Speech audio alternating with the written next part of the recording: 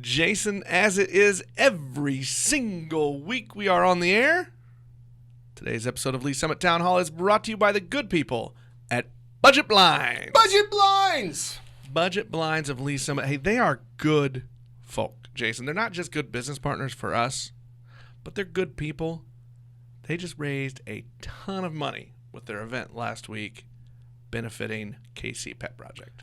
They did. They did a really good job. I was not able to go, but I did see a lot of the turnout. It was very impressive. There were dog paintings made and clearly a lot of money raised for the pet project. But now we're going to look to the future. We are looking far into the future. And what's the future of blinds? The future of blinds and all window treatments, really.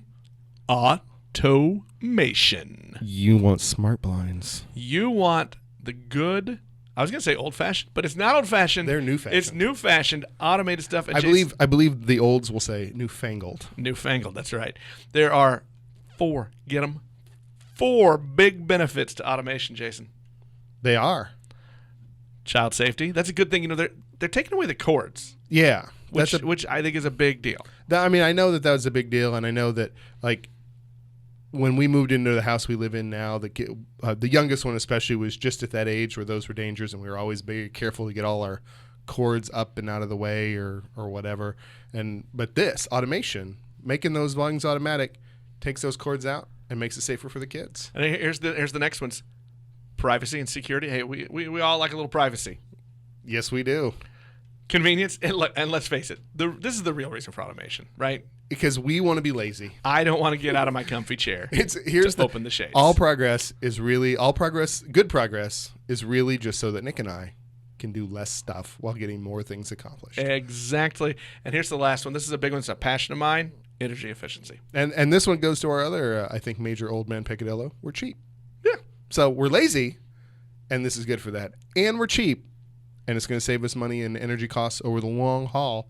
So all in all, automated window treatments, it's an excellent investment for your future. And where, if one were excited about getting those, could one go, Nick Parker? If one is ready, if they are ready to take the plunge into the automated world, go see our friends at Budget Blinds in downtown Lee Summit. Tell them Jason and Nick sent you.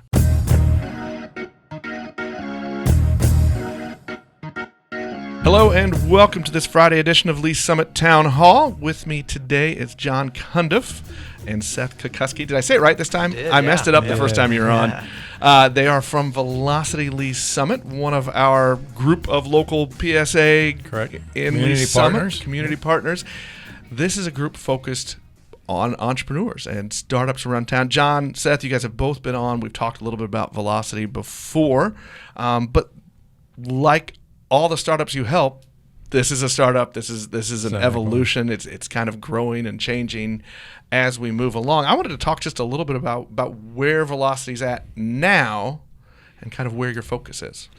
Yeah, I mean, Velocity, when we started a year or so ago, and really with the mission of growing entrepreneurs, creating an ecosystem of excitement about entrepreneurs in Lee Summit, and from there, we continue to evolve in that mission. We really are celebrating risk takers, those people that go out and they put it all on the line and go out on the end of the limb. You know, that's kind of where the fruit's at. Well, that's become a tagline now, right? Yes. So we really celebrating the risk takers and really want to create a community that they got a place to come and network, a place where they can come and talk peer to peer and help nurture them to get to the next level. When we look at entrepreneurs, look at job growth, look at startups, that's really the excitement and the energy right now going on. And these communities are popping up, and we're excited. I mean, Velocity's just taken off. I guess the name kind of says it all right now. Yeah. Well, I think it's important to note that you are both entrepreneurs. You both have businesses. John, you've got Weedman. Seth, you have Junk Luggers, and I think you do some other weird technical stuff. But I'm not going to get into the nerd things because then I'm just going to sound really dumb, and the whole show's about me. All right. Exactly. Well, I know you just launched also a mentorship program, so you want to support other startups and help them get to that next level. So is this a thing like me who's trying?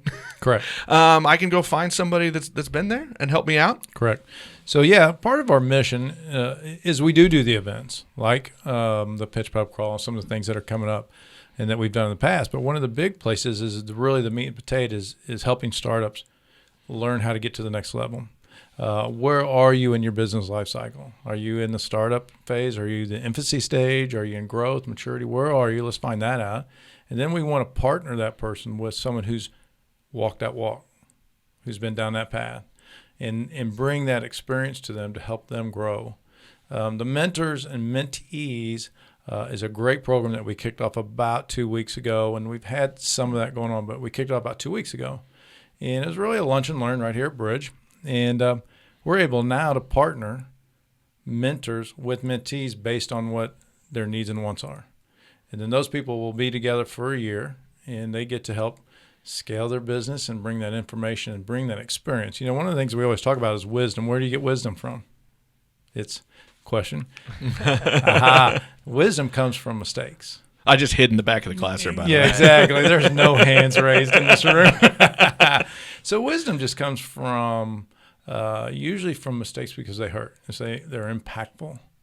And so anytime you can pass that wisdom on and keep people from making the big mistakes and let them grow a little bit quicker, I think that's what God puts us on the world to do, and that's what Velocity wants to do with their mentor program. Seth, has that been something that you've taken advantage of? I know you're what, 4 years in on your business. I think I just saw an anniversary actually on social media. Yeah. So I mean, what do you look for, I guess, in a mentor and somebody that's been there as you try to grow and expand? Yeah, I mean, so my perspective on mentors is to get as many as you can, and especially to get ones with kind of a broad range of experience. So people that have been in business for 10 years and 30 years, or technical businesses or home services businesses. And I'll ask the same questions for all of the mentors, expecting to get kind of a different perspective and a different set of answers based off of kind of those different walks of life. And then you can kind of compare the commonalities that you see across them. Yeah, I'm a big advocate of having a mentor or several mentors. You know, a lot of people talk about having a board or a steering committee or advisory committee. I don't think you need anything that formal. If you have maybe a pocket of 5 really good mentors that you can reach out to them and pick their brain with questions that you have, then that's the same as any steering committee you're going to put together. You don't have to give names if you don't want to, but can you maybe describe maybe an instance, a situation where something along your path so far has hit you, and you've had to turn to somebody and say, hey, you've been here. How do I move on? How do I pick up and go forward? Yeah, I can think of a lot, and some specific ones here in the room. But things like with junk luggers anyway, part of scaling a business is being able to buy new trucks. And so part of that is with a new truck, you get additional capacity to take on more loads, and your opportunity for income increases, but your opportunity for expenses goes up as well. So you're taking on this large fixed expense, I guess with the anticipation that you'll be able to build that client base or build the business to then support that new expense. So I've gone to even John with questions on, God, how do you know when it's time to buy that additional piece of equipment to be able to foster or create the opportunity for that growth in your business, because that's it can be a pretty scary moment to sign a check that big for a piece of equipment. But if you're really serious about growing, at some point you need to be able to do it. So that's one example. I've even gone to John with questions about. Like this was some kind of discipline stuff that came up on a job site the other day. How would you approach handling this with the guys? I don't want to be too heavy-fisted, but I can't let this kind of stuff slide. And so John's able to provide a lot of really good input on, hey, this is what we've done in the past. This is how I've approached things. This is how I approached things before that maybe didn't work so well, and the lesson I learned from that. So I think those are the times where it really becomes valuable on, this is how I did it the first time. Didn't work out so well, so this is what I do now. So I can just skip that mistake and just go ahead and start making mistakes of my own. John, you've been in business for a while. Yes. I'm not sure how long you've had. Vic and I started in 1987, so okay. 30 some years. And you have played the role of mentor to several people around town, around the area. Mm-hmm. Is capital, is what he talked about earlier, is that one of the bigger things that people want to talk about? Need help? Is like, when do I write that check, or how do I raise that capital? Is that kind of one of the bigger things? I think that is certainly one of the things. I mean, you have to have capital to run a business, and you have to be able to pay cash, have cash flow, and pay expenses, and that's certainly part of it. But one of the things he said just a minute ago, a little bit about capacity and load. You have to match those two. And too much load, not enough capacity, the balls drop. Too much capacity, not enough load, too much expense goes out. So we really work on those two metrics of every business. What's your capacity? What's your load? And let's match those up. Now we can start finding where you're at and kind of see the gaps. And I think the other piece that comes into play is really a business plan. What do you want it to look like 3 years, 4 years, 5 years down the road? You know, I always tell these people about that, and the analogy of a pilot comes on a plane and says, hey, I got good news and bad news, right? Good news, we're flying 500 miles an hour. We're at 36,000 feet. That's the good news. Bad news, our direction finder's out. So all of a sudden you have all this momentum and energy going, but is it going in the right path? Is it going in the right direction? And do you have the right waypoints to check yourself and metric yourself, make sure you're right? I would agree with that. I think just even personally for me, I was so excited about getting started and getting it going that when I got there, it was kind of almost what do I do now? Mm-hmm. Yeah, I'm in the air. Right. Now, I'm going. now what? Yeah, and I see that a lot. So we really talk about, let's get the plan out front. And the plan has to be like a railroad track. It's wrapped around your personal direction and personal life, where you want that to be, and then you have your business direction. Those need to be running parallel. Yeah. What was Seth for you? What was the business plan creating? What was that process like for you? The business process, or the business planning process for me, kind of started with what John was describing, was start with the end in mind. So what do I want this business to look like in 10 years? And then kind of work your way backwards from that. You know, so for me, I went into the business with the idea that at some point there's going to be an exit. I wanted to build an asset that I could eventually then kind of pass off to someone else. So you're going to build that business differently than if it's the thing that you're going to pass on to your kids, or this is going to be the job that you do for the next 30 or 50 years, whatever that number is going to be. So having that end goal or that end in mind, and then working your way backwards, make sure that it's that railroad track, that you're building it in the right direction, or so that you don't get 10 years down the road and you've built something that doesn't really match the vision you had early on. Mm-hmm. That's the hardest part for me, is trying to think of realistic, what's that end game? What's that last play? What's it look like? Yeah. I mean, that's hard for me to do. Right. Mm-hmm. I think one of the things that Vic and I did very early on, back when we first started the business, we built an org chart for what $1 million company looked like. The downside for that day, our names were on every position. But it gave us the direction that when we were ready to expand or ready to scale, we knew which, we're going to do a salesperson this week or this year. Are we doing an admin person this year? Are we doing a technician this year? And we were able to look at our org chart, and it kept us in working and utilizing our asset resources in the right direction. So we knew where we were headed to. Well, let's stay a little bit on the fun side of things. Yay. Talking about startup. Let's talk about making that plan and making that pitch, because you guys have a big event coming up just next week. It's going to be 5 o'clock, July 18th in downtown Lee Summit. It's going to start at Conrad's. This is a pitch pub crawl. Exactly. So this is taking Shark Tank and making it more fun, because we're going to move around to some of the great bars here in downtown Lee Summit. Yeah. But this is a great way for some people to make their pitch, to get some feedback right away. Oh, and by the way, you might walk away with a little bit of money too. Exactly. Yeah. So, we're really excited about Pitch Pub Crawl this year. This is a Velocity signature event. Like you said, we're going to have 9 risk-taker companies come in, and we're going to have 3 pitch at Conrad's, 3 at Smoke, 3 down at Stewie's, and the 3 winners will accumulate down at Arcade Alley. And we'll have a panel of sharks down there to really be able to now get with each one of them and talk to them. And the goal really is to help them get better at what they're doing, help them learn what's great about their pitch, where they need to work on. It's also an opportunity for the audience here. What do you need out of us? What are you looking for? What's your ask? Is it capital? Is it commerce? Is it customers? What are you looking from us? And so it's just a really great event. It's a lot of excitement in the city, and we're going to be able to bring this thing. It's going to be awesome, really awesome. You've got to be ready to be a little bit vulnerable there. I mean, you're yes, putting you are. Everyone gets excited about creating their idea and getting going, but then when you put it out there to somebody, here it all is. Now what do you think? Now what do you think? And this is a group of other entrepreneurs, so everybody knows.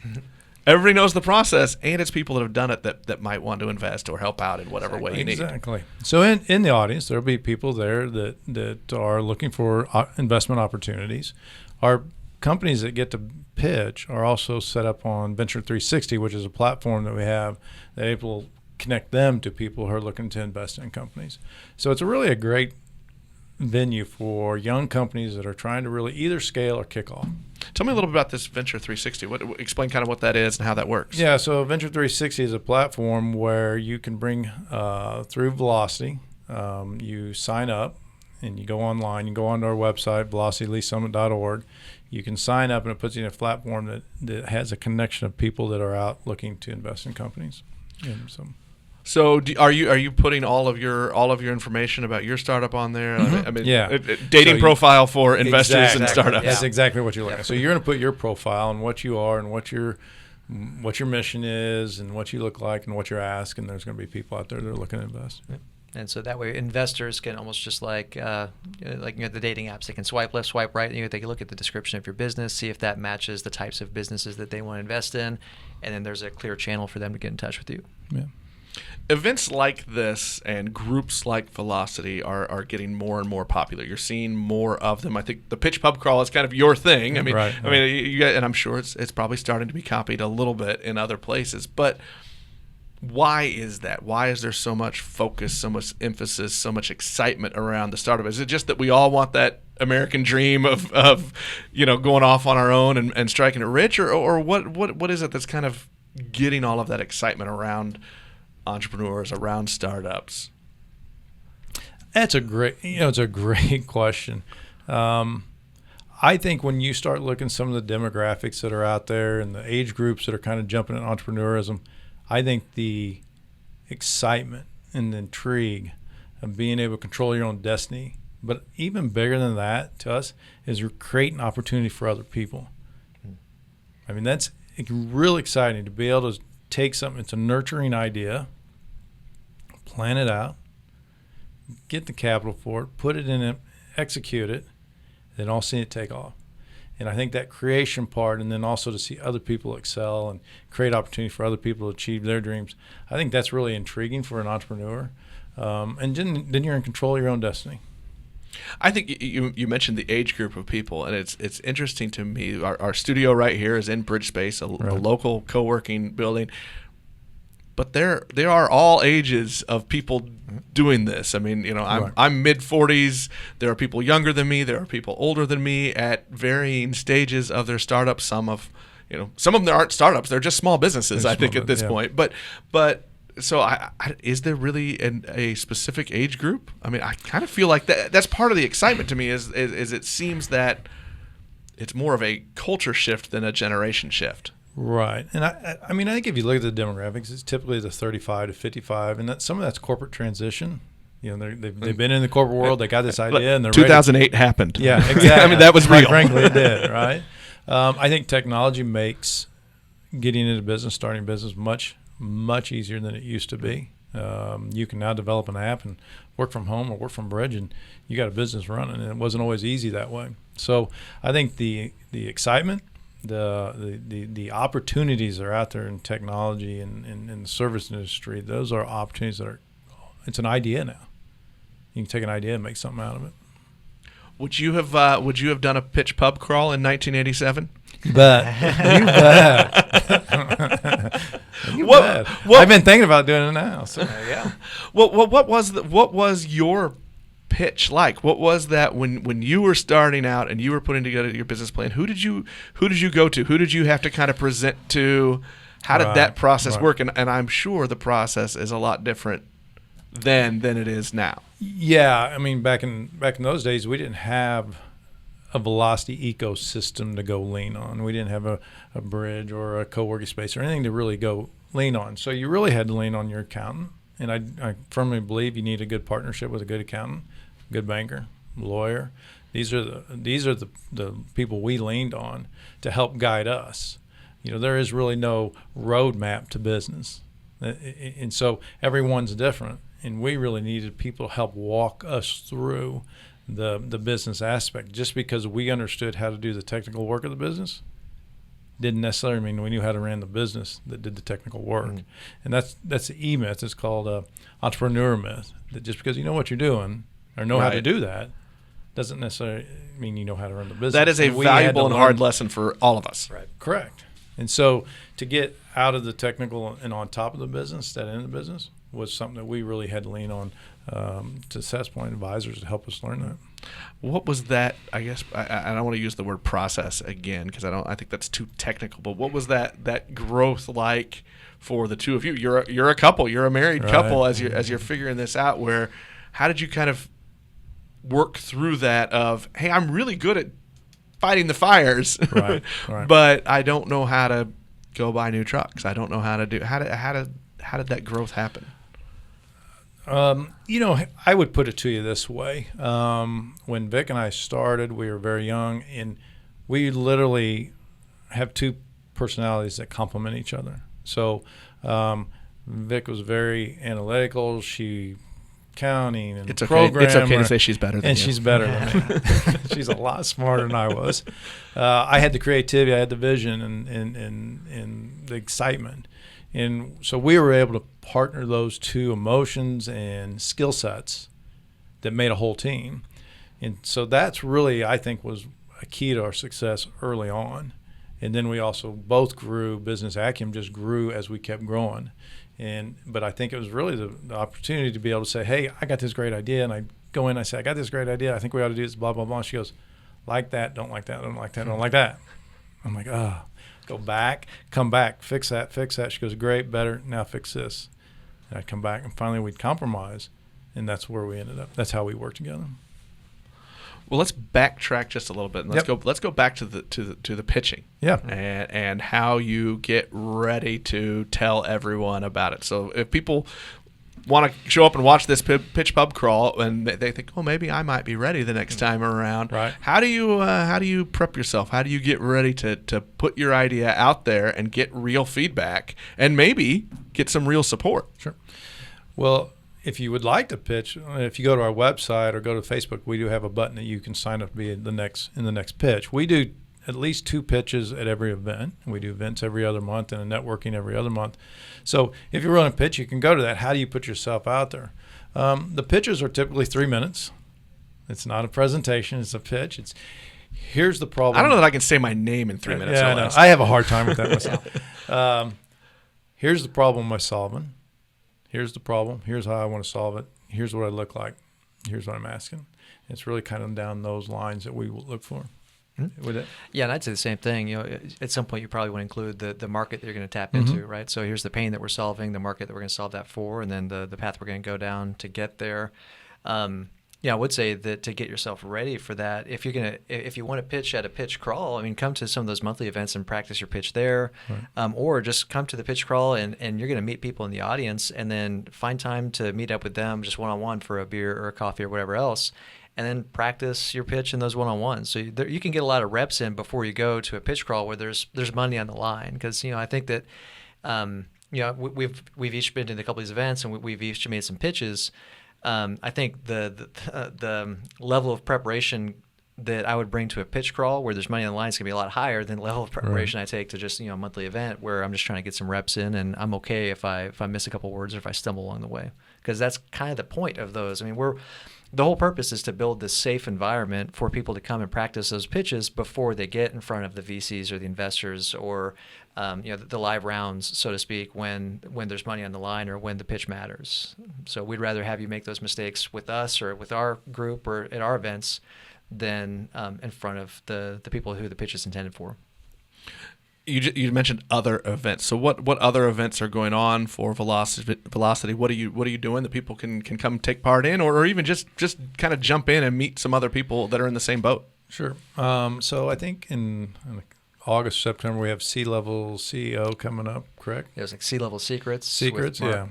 Mark Brigman. Mm-hmm. We also have a Listening to Your Business workshop that's coming up in September, led by Michelle Markey, and it's really a 3-4 hour workshop that will analyze where your business is at, what in the business life cycle, where are you? Is that an actual workshop where people can come in and workshop their own business, or are they hearing a seminar? No, they're going to come in with their own workbook, work their business, see where they're at, see where they're wanting to head to. Where's the gap? And let's work on the gap and the strategy and the plan to get there. That's a very beneficial program.